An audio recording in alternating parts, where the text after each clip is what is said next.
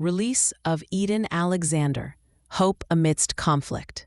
A last known U.S. citizen held hostage in Gaza, Edan Alexander, has been released. This occurred on Sunday, bringing a glimmer of hope to a region mired in conflict. Alexander was transferred to the Red Cross and subsequently to the Israel Defense Forces, marking the end of his captivity. Alexander, a 21-year-old who grew up in New Jersey before moving to Israel, was serving in the Israeli military when he was abducted. He was taken during the devastating Hamas attack on October 7, 2023. His release brings relief to his family and loved ones. Give a like and subscribe. Leave a comment. News of Edan Alexander's release has been met with jubilation from many. Former U.S. President Donald Trump celebrated the news on social media, reflecting the widespread interest in this case. The office of Israeli Prime Minister Benjamin Netanyahu posted a video showing Alexander being transferred into IDF custody. Netanyahu's office stated that the Israeli government will provide assistance for Alexander's reintegration and support for his family. Mr. Trump expressed his joy, congratulating Alexander's parents, family, and friends on his release. The Hostages and Missing Families Forum also welcomed the news, highlighting the collective relief felt by those affected by the hostage crisis. Hamas has stated that the release of Edan Alexander was unconditional. They claim this action is aimed at fostering a lasting ceasefire in Gaza.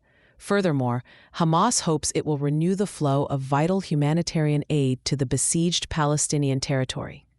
Hamas has expressed its readiness for intensive negotiations. These negotiations would be for a comprehensive agreement to end the ongoing war. The proposed agreement includes a prisoner exchange and the establishment of an independent body to administer Gaza. Hamas stated that the decision to release Alexander followed recent contacts with the U.S. administration. The Israeli government has confirmed that the release was facilitated through a safe corridor. However, they maintain that this did not involve any commitments to a ceasefire, nor did it involve the release of any terrorists. Israel asserts that it did not commit to any ceasefire or to the release of terrorists. The agreement was solely for a safe corridor to allow for Edan's release. The Israeli government has stated that negotiations will continue under fire and while preparations are being made to intensify the fighting.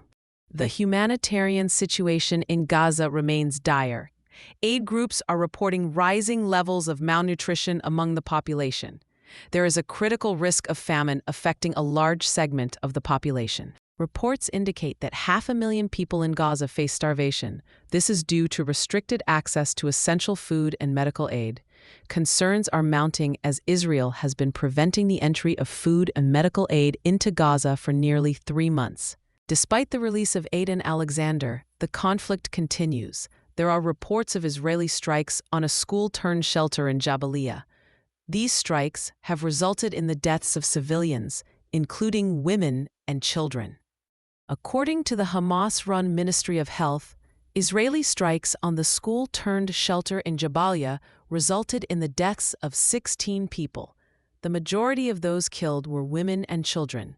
These reports underscore the devastating impact of the ongoing conflict on civilian populations. The Hostages and Missing Families Forum has organized a march. The purpose of this march is to demand the return of all remaining hostages. They are organizing a march at the U.S. Embassy in Israel on Monday. The march aims to demand a breakthrough and comprehensive agreement. This agreement would bring the remaining hostages home. The families continue to advocate for the safe return of their loved ones.